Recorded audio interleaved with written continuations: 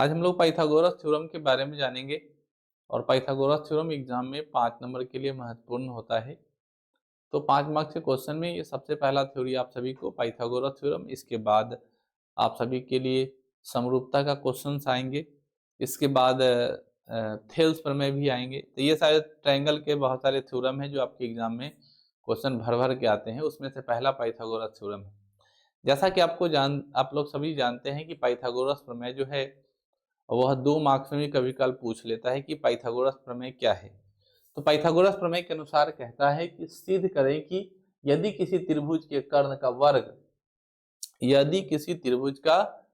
का वर्ग शेष 2 भुजाओं के वर्गों के योग के बराबर होता है, या दूसरी भाषा में आप कहें तो बड़ी भुजा का वर्ग 2 छोटी भुजाओं के वर्गों के योग के बराबर होता है। ऐसा पाइथागोरस साहब ने कहा था। पाइथागोरस साहब ने समकोण त्रिभुज पर एक्सपेरिमेंट किया, थ्योरी बनाया और समकोण त्रिभुज के बारे में ही कंसेप्ट दिया।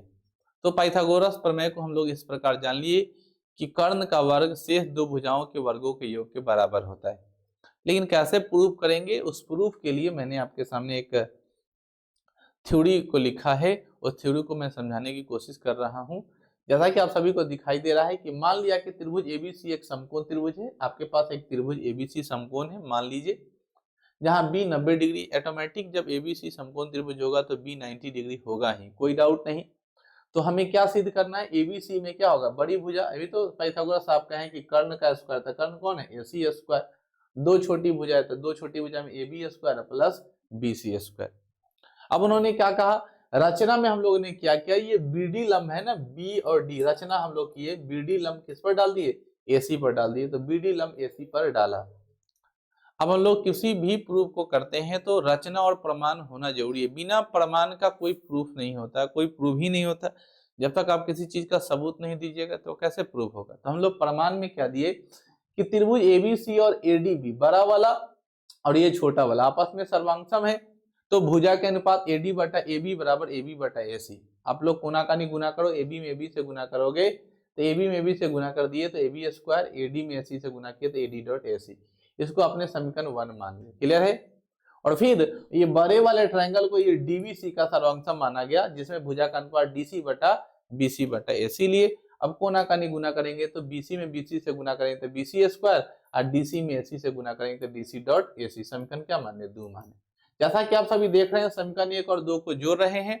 तो समीकरण 1 और 2 को हम लोगों ने जोड़ा। समीकरण 1 और 2 को जोड़ेंगे तो क्या लिखेंगे, ए बी स्क्वायर इधर है तो ए बी स्क्वायर और प्लस बीसी स्क्वायर इधर है तो बीसी स्क्वायर जोड़ दिया।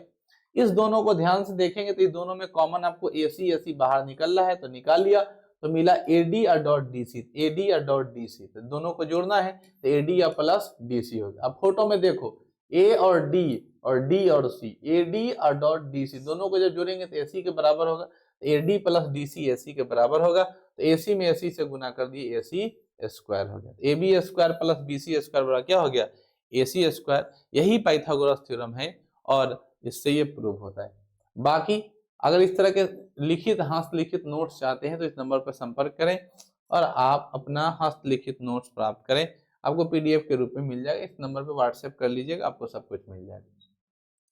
अगला थेल्स प्रमेय का वीडियो जल्द ही आएगा। Thank you.